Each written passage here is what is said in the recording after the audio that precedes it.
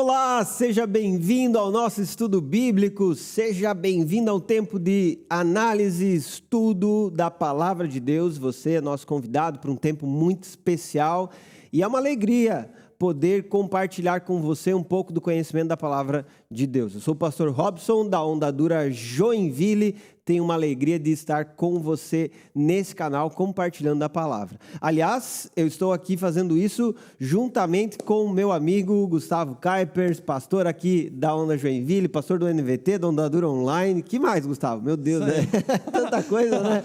Benção demais. Pastorzão, né? Pastor, tamo junto, pastor. Tudo bem? Tudo bom, pessoal de casa? Sejam bem-vindos aí ao nosso estudo bíblico. Estou muito empolgado para o texto de hoje. É um texto muito especial. Todos os textos são especiais, a gente sempre fala isso.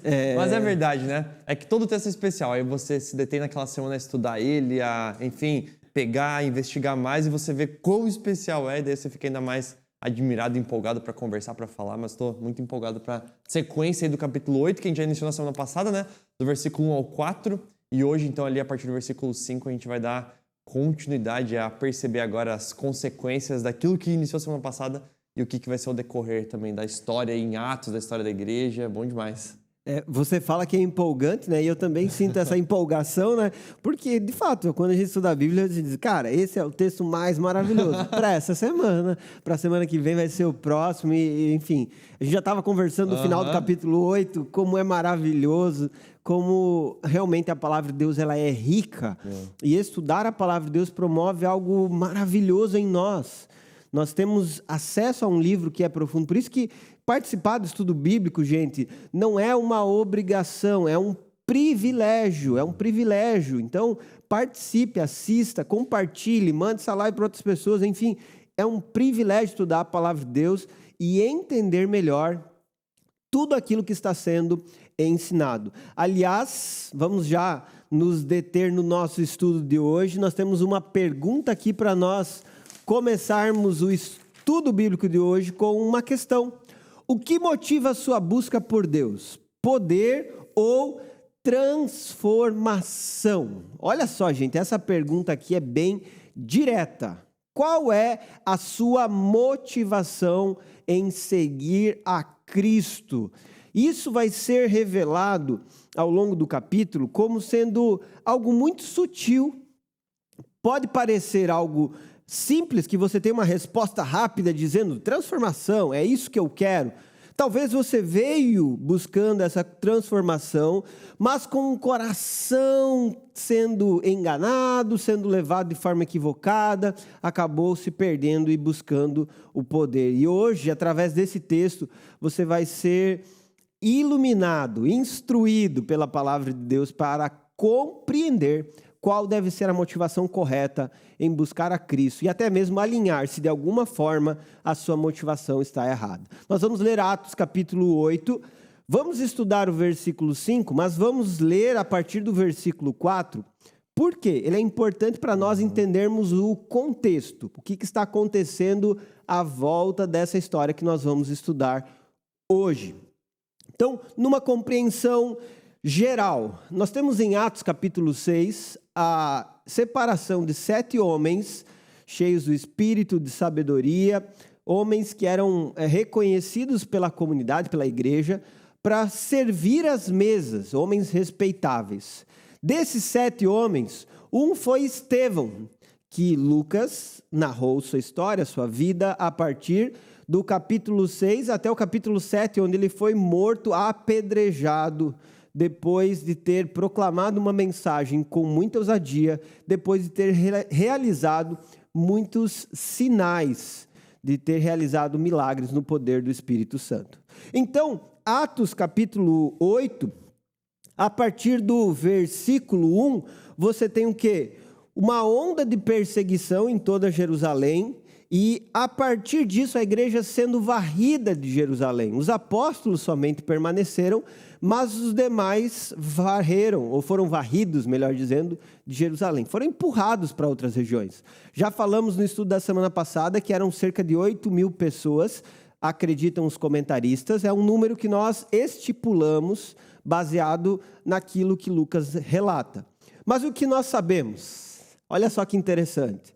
Atos 1:8 diz: receberão poder ao descer sobre vós o Espírito Santo, serão minhas testemunhas de Jerusalém, Judéia, Samaria, até os confins da terra. Atos 8:1 diz: uma grande onda de perseguição começou, naquele dia varreu a igreja de Jerusalém.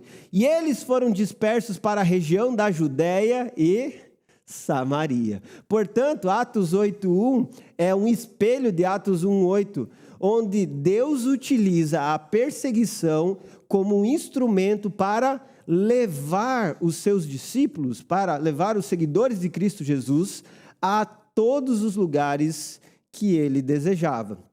Então, esses apóstolos saíram pregando a mensagem, sendo perseguidos por Saulo. Nós já vamos falar dele, aliás, hoje não. Futuramente nós vamos falar dele a partir do capítulo 9. Vamos voltar nesse personagem importantíssimo da Bíblia.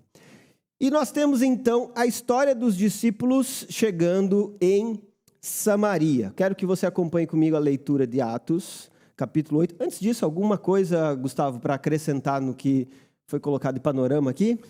Creio que só reforçar esse novo estágio, né, da igreja, porque agora é o estágio por todo mundo, literalmente, né?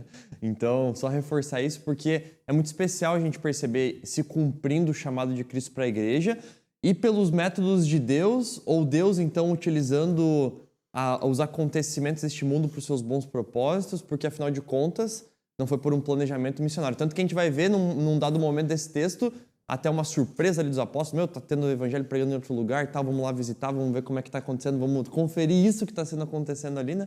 Para quê? Para justamente ver esse mover acontecendo. Então é maravilhoso agora a gente perceber o evangelho se espalhando por todo mundo, a partir então da perseguição, né? A perseguição e a dispersão, algo aparentemente ruim, negativo, e com certeza ruim e negativo em alguns sentidos, né? A morte, a perseguição de cristãos, isso é horrível até hoje, mas o resultado que isso, e o que isso motivou, o que isso impulsionou, que foi então o espalhamento da mensagem, o espalhar do evangelho por todo mundo. É maravilhoso a gente perceber agora, bem concretamente, histórias que vão começar a relatar de maneira prática, né? E Lucas, ele poderia ter escolhido só contar, né? Olha, então, beleza, teve a dispersão e o evangelho se espalhou. Mas de maneira prática, como isso aconteceu? É legal que em cada história, de maneira prática, acontece um confrontamento cultural, acontecem os desafios da missão, né? A gente vai ver hoje isso, na outra semana, com um outro personagem, o Eunuco, a gente vai ver também isso. E a gente vai ver que, bom, o evangelho chega num lugar, nesse lugar que ele chega, existem ali pessoas que não conhecem o evangelho, que não são culturalmente acostumadas com o cristianismo, então esse evangelho confronta os ídolos dessas pessoas, as percepções dessas pessoas e traz a resposta aos anseios humanos dessas pessoas por meio, então, da revelação e da satisfação em Deus. Então é maravilhoso a gente perceber isso também a partir do texto de hoje. Maravilha! E eu falei, né? Capítulo 6 e 7 citou Estevão, agora capítulo 8 vai citar Filipe. Outro, digamos, diácono que foi separado para servir a igreja, outro líder que estava servindo as mesas, que também saiu proclamando o evangelho. Atos 8, versículo 4, olha o que diz. Os que haviam sido dispersos anunciavam as boas novas a respeito de Jesus por onde quer que fossem. Então, esse anunciar as boas novas é uma característica. E é como se Lucas colocasse aqui 2 pontos. Então, vamos contar uma história de alguém que anunciou as boas novas. Filipe foi para a cidade de Samaria e ali falou ao povo sobre o Cristo. Quando as multidões ouviram sua mensagem e viram os sinais que ele realizava, deram total atenção às suas palavras. Muitos espíritos imundos eram expulsos e, aos gritos, deixavam suas vítimas. E muitos paralíticos e aleijados eram curados. Por isso, houve grande alegria naquela cidade. Bom, gente, eu quero chamar a atenção de vocês para o versículo 5, mas antes de falar sobre Samaria, aliás, eu vou pedir para o Gustavo explicar o que é Samaria, quem são os samaritanos, ele vai trazer para vocês esse contexto aqui, mas antes de explicar isso, quem foi para lá é Filipe, esse servo da igreja, esse diácono, vamos assim dizer, porque essa é uma expressão que nós utilizamos hoje, na época não era uma função como nós enxergamos hoje de maneira geral nas igrejas, muitas igrejas têm diácono, nós na Onda Dura não temos essa função específica como diácono, mas entendemos a função diaconal daqueles que estão servindo na igreja local. Mas o que é importante ser dito? Filipe, então, é mencionado especificamente porque ele era um líder. E entenda, quem é líder acaba tendo uma visão ou um reconhecimento, ou acaba sendo mais percebido do que outras pessoas. E a experiência de Filipe na cidade de Samaria foi aqui relatada. Então vamos lembrar, Jesus falou que era para eles ir para Jerusalém, Judeia e Samaria. Por que ir para Samaria? Qual é a relevância de Samaria? O que você tem a falar sobre isso, Gustavo? Interessante. Samaria, os samaritanos, né, é um povo muito curioso ao longo da Bíblia, ao longo da Escritura, porque eles são considerados por muitos como meio-judeus, né, quase que um meio-sangue, assim, né, um meio-judeu. E até se você pegou, ou se você escuta, né, testemunho e relato de pessoas que são imigrantes, né, por exemplo, o Yudi, né, que estava aqui na conferência, ele falou, olha, eu sou japonês, mas sou brasileiro, mas lá no Japão eu sou brasileiro, então não me considero um japonês, mas aqui no Brasil me considero um japonês, não me considero um brasileiro, sempre esse meio termo, né? E Samaria, o povo samaritano, enfrentava um pouco dessa crise, porque pelos judeus eles não eram considerados judeus, mas também pelos outros povos eles não eram considerados outros povos, pois consideravam eles meio judeus, né? E eles ficavam ali nessa crise. Porém, o judeu e também os outros povos não gostavam nem um pouco dos samaritanos por diversos motivos. Inclusive, se você for lembrar, o apóstolo João, que nesse texto aqui, João vai estar visitando ali esse povo depois da conversão, mas João mesmo, numa situação lá onde ele está num vilarejo de samaritanos, ele fala, né, vamos fazer descer fogo do céu e cair sobre eles. Ele fala isso a Jesus e Jesus então o repreende. E por que os samaritanos não são gostados pelos judeus? Por que eles também não gostam dos judeus? Por que há aqui esse trauma e essas rusgas entre eles, né? A princípio, num primeiro momento, os samaritanos têm uma origem próxima ao povo judeu. E nesse sentido, eles acreditam na revelação de Moisés, no texto bíblico de Moisés, no Pentateuco. E eles creem, então, no Pentateuco samaritano, que são a reunião ali dos livros de Moisés, muito parecida e muito similar com o mesmo Pentateuco que nós temos na Bíblia hebraica e na Bíblia cristã. Porém, todos os outros livros do Antigo Testamento, aqui na época, eram desconsiderados pelos samaritanos. Então, eles não acreditavam nos profetas, eles não acreditavam nos escritos sapienciais, nos textos de poesia, eles não acreditavam nisso. Mas acreditavam no Pentateuco e recebem, então, o nome de Pentateuco samaritano. Porém, uma outra coisa, se você for lembrar lá de João 4, é de que os samaritanos enfrentavam também uma crise e uma discordância com os judeus com relação a onde deveria se adorar ao Deus verdadeiro.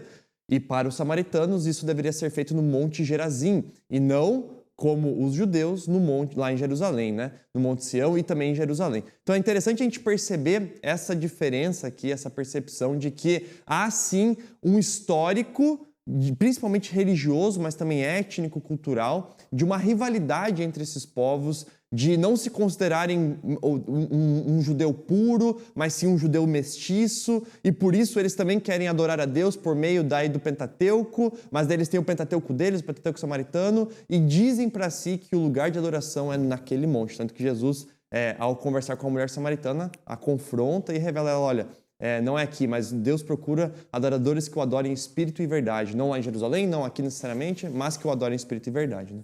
Maravilhoso, excelente, né? Nada a acrescentar. Esse é o mestre. Mas, gente, olha que interessante o que esse texto apresenta. Primeiramente, um pregador. Quem é o pregador? Filipe.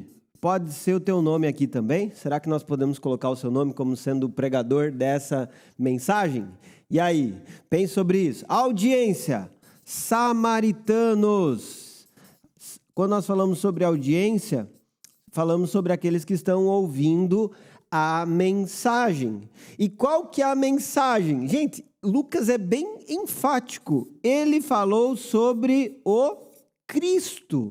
Então, o centro da pregação sempre será Cristo. Ele falou para o povo sobre o Salvador, sobre o Messias, sobre aquele que veio para promover a redenção, para promover a transformação.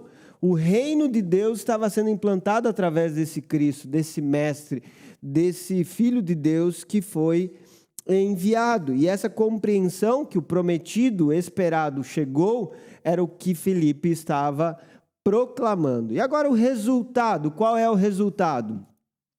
Alegria, você percebe que o povo se encheu de alegria, e também as conversões.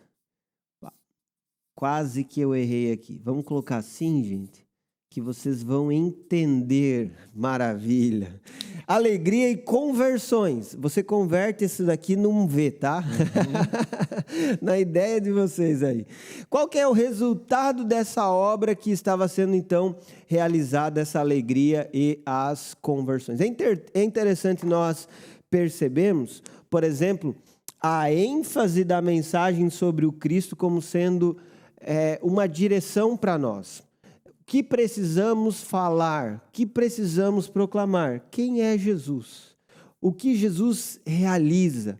Essa é a mensagem que o povo de Deus carrega. Quando fala sobre o resultado ser alegria e conversões, né, que o texto inclusive deixa isso muito claro, houve grande alegria naquela cidade. Muitas pessoas estavam sendo curadas, libertas, estavam sendo alcançadas pela mensagem do Evangelho. Por que alegria, gente? Exatamente o contexto que o Gustavo trouxe, de um povo que se sentia isolado, mestiço, que não era aceito e recebido pelo povo de Israel. Portanto, um povo que não tinha direito à promessa, não tinha a esperança messiânica para si. Era um povo que não tinha segurança. Deixa eu falar com quem aqui já viveu um relacionamento inseguro, instável. É fácil viver esse relacionamento? É fácil você viver a instabilidade? Por exemplo, pessoas que namoram, mas não querem casar. É fácil viver essa relação instável? É óbvio que não. Você está no emprego e correndo o risco de ser demitido a qualquer momento. É fácil viver essa relação instável? É óbvio que não.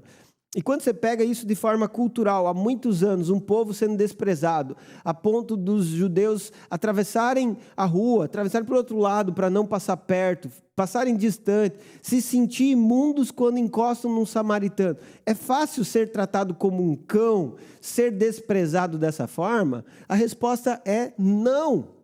Mas quando Filipe foi aos samaritanos e falou que o Cristo, o Salvador de Israel, veio para eles também, alegria e conversão. Há uma transformação na vida dessas pessoas que é resultado dessa mensagem poderosa, a mensagem do Evangelho que atrai essas pessoas. Inclusive, duas coisas precisam ser ressaltadas aqui nesse texto, de forma introdutória. Primeiro, o rompimento de uma barreira cultural de preconceito que existia com os samaritanos. Os samaritanos, eles eram alvo desse preconceito, eles eram claramente desprezados. A mensagem do Evangelho rompe barreiras preconceituosas. Isso nós precisamos entender. Eu lembro que antigamente eu brincava, né? Parei até de brincar com isso, né? Eu estou disposto a evangelizar, até mesmo um argentino. E assim, por vezes, você alimenta uma disputa com, sei lá, alguém de uma nacionalidade diferente, né? Brasileiros versus argentinos, relacionados ao futebol, óbvio, né? Óbvio que era por causa do futebol. Mas nós precisamos entender, o evangelho tem que quebrar qualquer tipo de briga, oposição, preconceito que nós possamos ter. Por exemplo, se você torce para o Inter, vai evangelizar alguém do Grêmio. Se você torce para o São Paulo, vai evangelizar alguém do Corinthians. E assim vai, seja qual for o preconceito que você tem com outra pessoa, por um gosto, por uma escolha, por uma posição política, ou qual for, você é chamado a romper isso, porque o evangelho, ele é supracultural, ele está acima da cultura e ele quebra essas barreiras que são estabelecidas entre nações, entre culturas, entre raças, entre famílias. Você é chamado a pregar o evangelho a todos. E outra coisa também que esse texto mostra é os sinais testificando a mensagem. A mensagem do evangelho, ela foi acompanhada de alguns sinais. E isso fazia com que as pessoas tivessem atenção. Então, entenda, os sinais, eles são um chamariz. eles promovem o quê? Uma chamada de atenção das pessoas para ouvir a mensagem. Os sinais não são o objetivo, e isso é bem importante para o que nós vamos ver na sequência. Mas os sinais, eles fazem parte da proclamação do reino de Deus. Portanto, há sim um valor em reconhecermos que a mensagem ela é acompanhada de intervenções sobrenaturais de Deus. É bom demais, né? Perceber as portas que Deus abre. E com isso não... por exemplo, a gente vai ver na sequência do texto, né, uma utilização até mesmo equivocada desses sinais, né, ou uma visão, interpretação errada sobre eles. Mas isso não deve nos fazer ter medo ou nos fazer negar a utilização de outros elementos para além da própria pregação, para abrir portas para a pregação, né? Então, não é porque existem pessoas que utilizam de maneira errada, equivocada, ou que corrompem o real propósito e sentido daquilo que acompanha a pregação como um instrumento de abrir portas para ela, que nós não deveríamos utilizar ou negar isso, né? Pelo contrário, sinais, maravilhas, milagres aqui são uma realidade muito palpável, muito concreta e com um propósito muito claro e específico de sim curar. Isso é bom, é bênção, óbvio que Deus se alegra com isso também, mas de isso ser um sinal. E o que é sinal? Sinal é aquilo que aponta para algo, né? E aponta então para a própria pregação, para o próprio Cristo, abre portas para que isso seja uma realidade. E se alguém ali, como no próprio texto vai ter, utiliza isso de uma maneira errada ou interpreta de uma maneira errada, isso não deve nos fazer não querer mais que existam sinais, maravilhas ou milagres ou outros elementos que possam, de alguma maneira, abrir portas para a pregação, né? Abrir portas para a pregação do Evangelho. Por exemplo, quando a gente fala sobre uma igreja estar bem arrumada, bem organizada, estar com os voluntários alegres, servindo, felizes, ter uma boa música, ter isso e aquilo. Isso não deve se preocupar, a gente não deve olhar para isso, não deve ter esses fatores. Não, a gente não deve endeusar isso ou valorizar isso acima da própria pregação, acima do próprio Cristo. Mas se isso colabora para a abertura de portas, para chamar a atenção das pessoas, para que elas olhem para a gente apontando a Cristo, que isso assim seja feito também, né? Então acho que isso é bem interessante. Maravilha, então anotei aqui, pessoal, impacto do Evangelho, qual é? Ruptura do preconceito e sinais e maravilhas.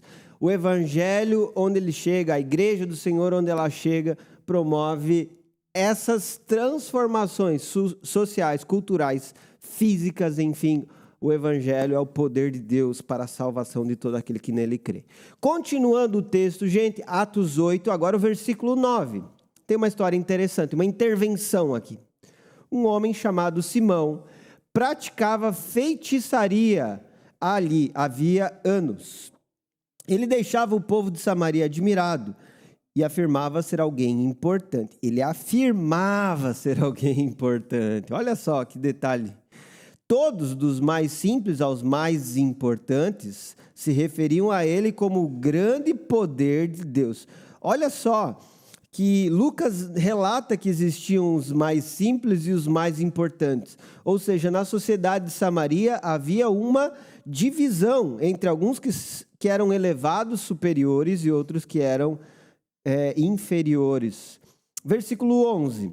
Ouviam-no com atenção, pois durante muito tempo eles tinham deixado admirados com sua magia. No entanto, quando Filipe lhes levou a mensagem sobre as boas novas do reino de Deus e sobre o nome de Jesus Cristo, eles creram e, como resultado, muitos homens e mulheres foram batizados. O próprio Simão creu e foi batizado. Começou a seguir Filipe por toda parte, admirando-se dos sinais e milagres que ele realizava. Quando os apóstolos em Jerusalém souberam que o povo de Samaria havia aceitado a mensagem de Deus, enviaram para lá Pedro e João. Assim que os dois chegaram, oraram para que aqueles convertidos recebessem o Espírito Santo. Pois, apesar de terem sido batizados em nome do Senhor Jesus, o Espírito Santo não havia descido sobre nenhum deles. Então Pedro e João impuseram as mãos sobre eles e receberam o Espírito Santo. Gente, vamos lá, vamos entender um pouquinho melhor esse texto e tudo que está acontecendo aqui, começando com a figura de Simão, mágico. O texto diz que ele praticava feitiçaria, ele era um mago. ele era um mestre, um líder, enfim, alguém que existia ou que realizava grandes feitos diante de públicos. Ele se apresentava e era reconhecido como o grande poder de Deus. Ele deixava as pessoas admiradas com a sua magia. E essas palavras, feitiçaria, magia, estão relacionadas tanto a uma capacidade de se expressar em público, oratória, que ele desenvolveu, tanto a esse assunto, essa ação de falar em público e falar muito bem e conseguir atrair essas multidões, quanto com sinais que eram admirados, no sentido de realizar algum efeito especial, de alguma forma, esse Simão mágico, ele tinha algum tipo de misticismo envolvendo os seus atos. Seus atos, eles tinham um ar de sobrenatural, de surpreendente, belo diante dos olhos.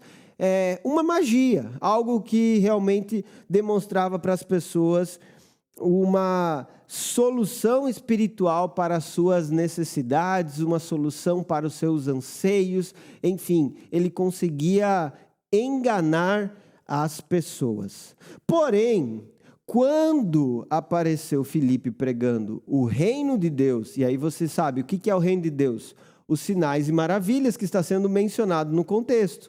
E sobre Jesus Cristo, a mensagem do Evangelho, então você tem essa junção da obra ou da presença do reino de Deus, que é a transformação da sociedade, a redenção da sociedade.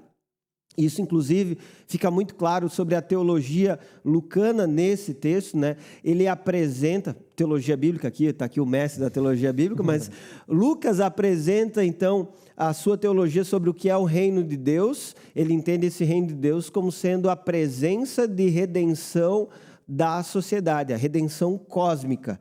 E você tem a mensagem de Jesus Cristo, o nome de Jesus Cristo sendo pregado. E as pessoas creem e são batizadas. Inclusive, Simão, o mágico, crê e é batizado. E aí, então, as pessoas começam a admirar-se dos sinais que Filipe ele realizava. Vejam, crer, batizar e admirar são palavras que Lucas está citando que são próprias das pessoas que estão acompanhando aquilo que estava acontecendo em Samaria. Mas aqui tem uma intervenção. A intervenção no versículo 14 é que os apóstolos em Jerusalém ficaram sabendo o que estava acontecendo em Samaria.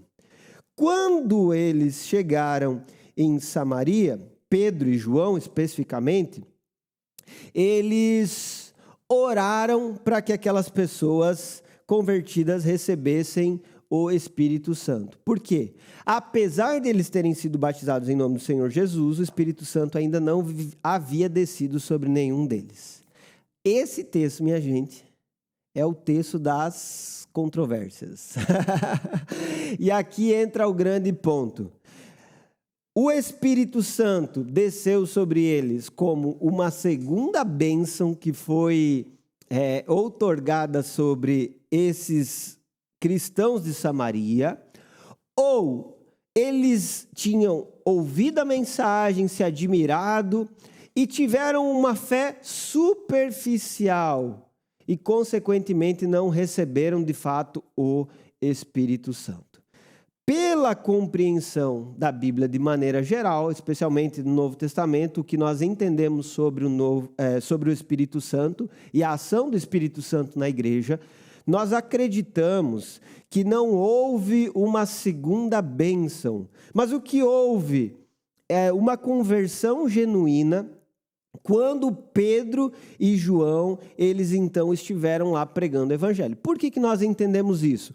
Porque eles chegaram em Samaria e eles oraram para que as pessoas recebessem o Espírito Santo, demonstrando claramente o seguinte: foi necessário uma intervenção para além do que estava acontecendo na vida deles, que foi uma intervenção sobrenatural sobre eles, que obviamente não é obra exclusiva dos apóstolos, nós sabemos disso muito bem, é obra exclusiva de Deus, mas que Deus decidiu realizar nesse texto fica muito evidente, através de Pedro e João, quando eles chegassem em Samaria.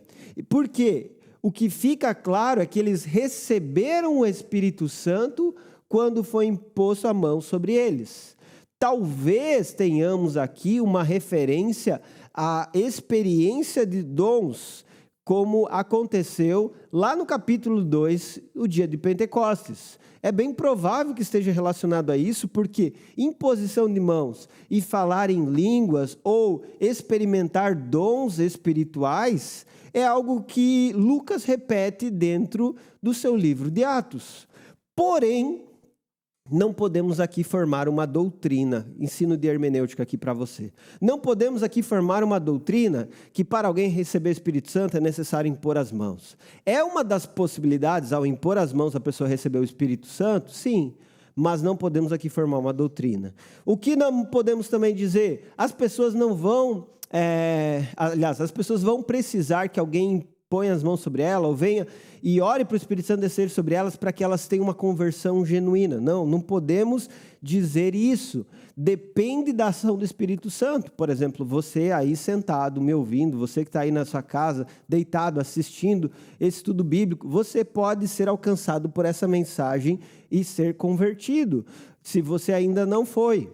Você pode receber o Espírito Santo sem que alguém esteja aí impondo as mãos sobre você. O que Lucas está relatando é uma experiência, é um fato, é uma circunstância que aconteceu. Mas nós não podemos estabelecer essa circunstância como sendo a regra.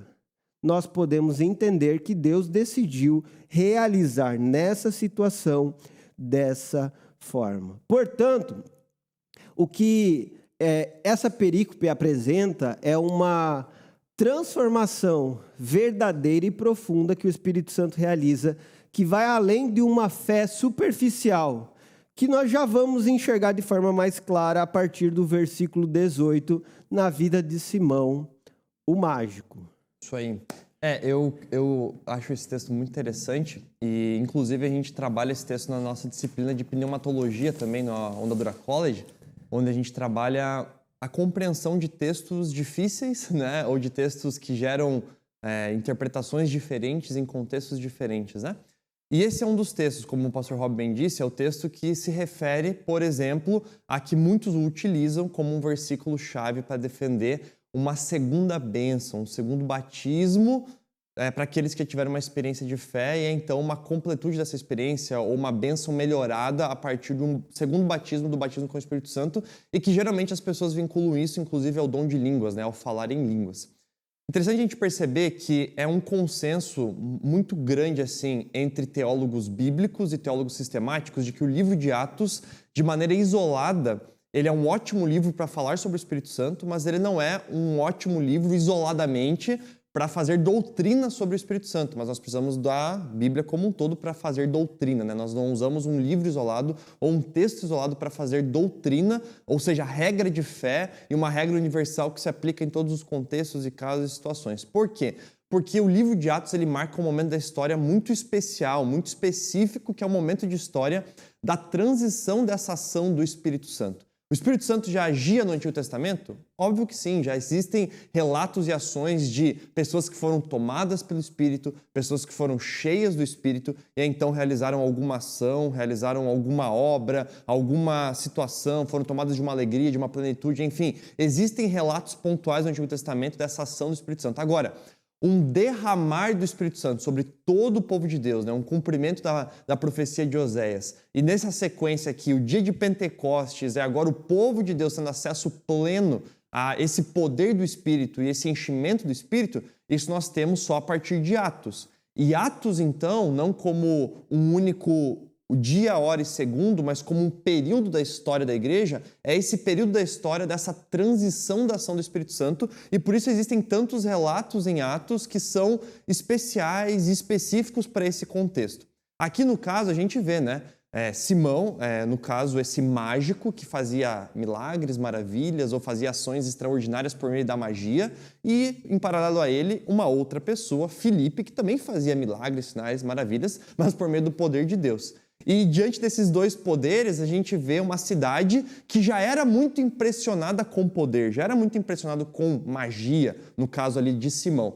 Mas agora, aparentemente, Felipe tem um poder maior, aparentemente Felipe tem uma magia maior, alguma coisa assim, né? Não sei como que as pessoas culturalmente interpretavam aquilo num primeiro momento. Mas fato é, tanto as pessoas que já eram impressionadas com Simão, quanto o próprio Simão se impressionam muito com Felipe ao ponto de dar ouvido a ele, ouvir o evangelho, a princípio ali já num primeiro momento se converterem, mas de fato serem então também batizadas no nome de Jesus. Mas qual que é o fato? O fato é, com a vinda dos apóstolos e essa oração por eles, essa oração marca, em primeiro lugar, uma oração de unidade também, porque o Espírito promove unidade. Então, é inclusive uma unidade de avanço missionário, né? Aqueles que estavam apenas em Jerusalém, o Espírito que desceu em Jerusalém, sobre a igreja em Jerusalém, sobre os apóstolos em Jerusalém, agora está se espalhando por todo o mundo, como, por exemplo, em Samaria.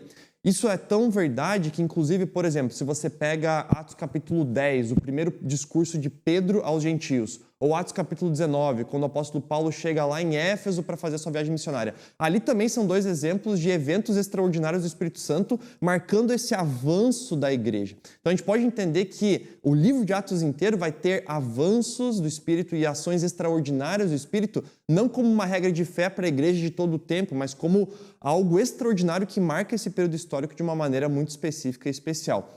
Portanto, né, a minha conclusão disso também, mas eu acho que é legal deixar isso bem pontuado, é que, de fato, nós não cremos que uma segunda bênção é necessária ou que exista essa segunda bênção nesse sentido. Por quê? Porque essa segunda bênção implicaria de que, num primeiro momento, a conversão ou o encontrar a Cristo seria algo que a gente humanamente fez. Então, humanamente, a gente chegou até Deus, mas a gente sabe que não é assim, que o próprio Deus nos chama, que o próprio Deus nos convence, que o próprio Deus converte o nosso coração. Isso é possível por uma ação do Espírito. Então, o Espírito já está agindo em nós desde a conversão, mas o que pode acontecer são novos enchimentos do Espírito, como é relatado em Atos ou em outros textos da Bíblia, e que vão, então, dando testemunhos de novas experiências que nós vamos tendo com o Espírito, mas não como um melhoramento, ou como uma bênção melhorada, ou como uma graça maior ou superior, ou como nós sendo agora melhores porque temos essa graça, enquanto outros que só são convertidos não têm. Entende? Não. Se nós somos convertidos, se cremos em Cristo, é porque o Espírito já está atuando em nós e não há, então, essa segunda bênção de melhoramento, né? Maravilha. E que fique, né, evidente, nós entendemos, sim, que o Espírito Santo ele é entregue para a pessoa, ele é dado para a pessoa como um presente no ato da conversão. Ele é quem realiza essa obra da regeneração e do novo nascimento no crente. E outra coisa também que o Gustavo afirmou, e eu quero reafirmar aqui para todo mundo, é que nós cremos sim na obra do Espírito Santo, na ação dele desenvolvendo o cristão através dos dons espirituais, com toda a convicção, cremos nisso, nós somos continuistas, temos essa convicção sobre a obra do Espírito Santo. Só não queremos impor sobre o texto e aquilo que Deus faz uma regra que o próprio Deus não estabeleceu. É só isso. Deus não estabeleceu uma regra que o Espírito vai vir com força numa segunda vinda, numa segunda ação, num segundo momento. Diante disso, então, temos essa convicção que o Espírito está sobre nós por completo e é a marca que nós precisamos, é a presença que nós precisamos. Inclusive, fica uma aplicação para você, né? Você já tem a presença de Deus. Se você realmente foi alcançado pela graça de Deus, se arrependeu dos seus pecados e está em Cristo Jesus, você já tem a presença de Deus de forma plena e completa sobre a sua vida. Então fica muito evidente o quê? A descida do Espírito Santo com a intervenção apostólica, que foi um instrumento que Deus quis utilizar, e Deus é soberano em usar os instrumentos que Ele quer, e os sinais da presença do Espírito Santo, que foram visíveis e percebidos por todos. Tanto é que Simão o mágico fez algo. Olha aqui comigo no texto, Atos 8:18, que diz: Simão viu que as pessoas recebiam o Espírito quando os apóstolos impunham as mãos sobre elas. Então, o que ele ofereceu, gente? Dinheiro, money, grana, bufunfa, dizendo: dei-me esse poder também, para que quando eu impuser as mãos sobre as pessoas, elas recebam o Espírito Santo. O que Simão fez, gente? Ele tentou comprar o poder do Espírito Santo. Versículo 20. Pedro, porém, respondeu: que seu dinheiro seja destruído com você, por imaginar que o dom de Deus pode ser comprado. Você não tem parte nem direito nesse ministério, pois seu coração não é justo diante de Deus. Arrependa-se de sua maldade e ore ao Senhor. Talvez Ele perdoe esses seus maus pensamentos. Pois vejo que você está cheio de amarga inveja, porque Filipe estava realizando sinais. Lembra que ele era o bambambam de Samaria? O grande poder de Deus estava com ele, mas agora ele ficou invejoso, né? Cheio de inveja de Filipe. E é prisioneiro do pecado. Só isso aqui dá 3 horas de estudo, né? Simão exclamou: orem ao Senhor por mim, para que essas coisas terríveis não me aconteçam. Depois de terem testemunhado e proclamado a palavra do Senhor em Samaria, Pedro e João voltaram a Jerusalém. Ao longo do caminho pararam em muitas vilas samaritanas para anunciar as boas novas. Gente, é maravilhoso esse texto e aqui é muito esclarecedor. Aqui, Simão achou que podia comprar o poder do Espírito Santo com dinheiro. A única coisa que Simão tinha era dinheiro. E dinheiro não pode comprar a presença de Deus. O que fica evidente nesse texto é que é um engano para alguém achar que o seu poder, o seu dinheiro são capazes de trazer a ele a presença de Deus, ou até mesmo dar a ele poder, domínio, controle sobre as coisas de Deus. Pedro foi enfático em dizer o seguinte: o dom de Deus não pode ser comprado. Entenda que Deus, Ele concede os seus dons, a sua presença, a sua salvação de forma graciosa. Eu posso chegar aqui com todo o dinheiro da face da terra e dizer: Deus, eu te entrego esse dinheiro para o Senhor me vender essa salvação. E não pode, não é possível. Dinheiro não compra a salvação, até porque Deus é o dono de todas as coisas. Nada que está aqui na terra está fora do seu domínio. Ou seja, tudo já é dele. Não vai poder comprar, você não poderá comprar a ele com aquilo que você tem em suas mãos. É somente a graça dele que nos salva, que nos alcança. E aí, diante disso, o que Pedro é enfático em dizer é que Simão não tem parte nesse ministério, ou seja, ele não tem lugar na igreja de Jesus com esse coração enganoso. E aí ele cita que o coração está cheio de amarga inveja e que Simão era um prisioneiro do pecado. Qual que era o grande problema de Simão? Ele queria manter o seu status de o grande e poderoso de Deus em Samaria. Ele não estava preocupado em conhecer a Cristo e proclamar a Cristo e ser um instrumento nas mãos de Cristo pelo poder do Espírito Santo. Ele estava preocupado com o seu status, com a sua posição. Diante disso, as palavras de Pedro foram enfáticas em promover uma exposição do pecado, em tratar e corrigir essa atitude totalmente pecaminosa que Simão tinha. E o que fica evidente por esse texto é que essa presença gloriosa de Deus é um presente que a igreja deve receber de forma gratuita. E o chamado àqueles que têm uma visão equivocada é o chamado ao arrependimento, a uma mudança de vida. Por quê? Alguém pode até ser famoso, conhecido e até utilizar das coisas do Evangelho, de ensinamentos do Evangelho, para alavancar sua carreira, seu sucesso profissional. Mas isso não garante que essa pessoa está alinhada e com o coração reto diante de Deus. O chamado a essa pessoa é: arrependa-se. E aqui Simão ele diz: orem ao Senhor por mim, para que essas coisas terríveis não me aconteçam.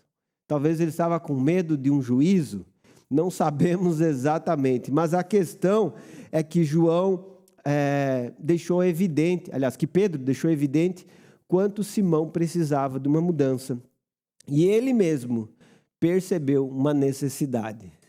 3 coisas que me chamam a atenção nessa última parte. Só 3. Só 3, mas são 3 breves coisas. Imagina. Fica à vontade. Tranquilo. A primeira delas é justamente o fato de que, olhando aqui para esse texto, a gente percebe, né, como que Simão teve um engano, né, sobre o que é o cristianismo, sobre o que é a fé cristã. E ele achou que era só um outro poder maior do que o poder que ele já tinha e ele queria, de alguma maneira, talvez usufruir ou experimentar desse poder.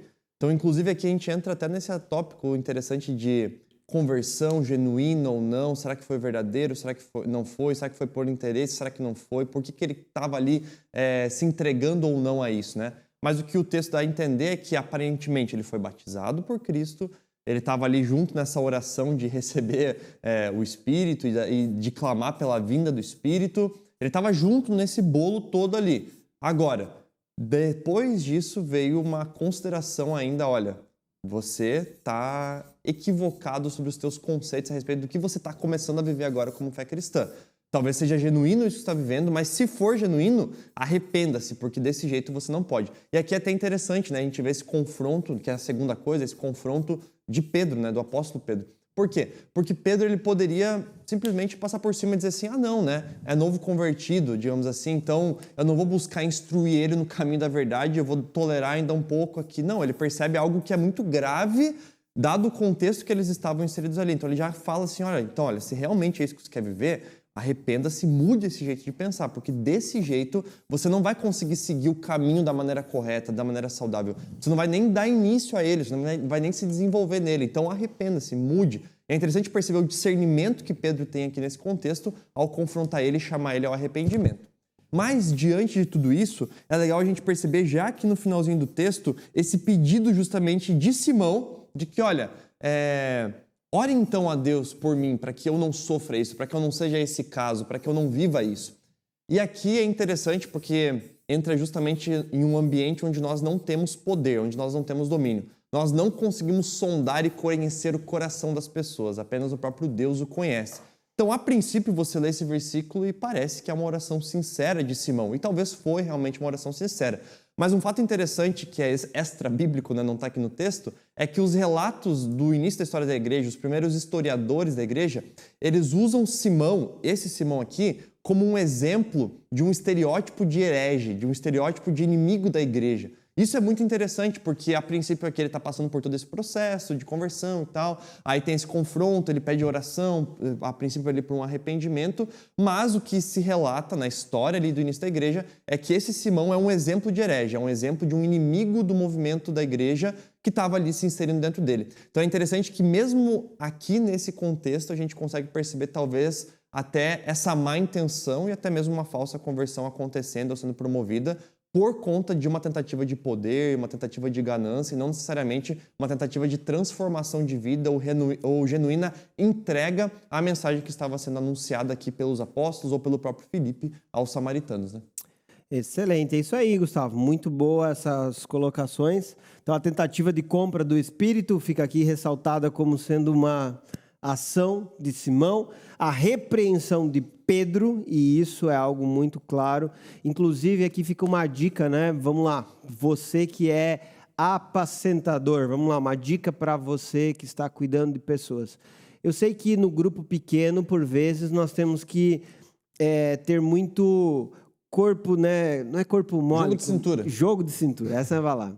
Eu sei que no grupo pequeno, muitas vezes, nós temos que ter jogo de cintura e organizar bem as ideias e devagar, explicar algumas situações, ter paciência com os equívocos doutrinários, até mesmo alguma visão distorcida.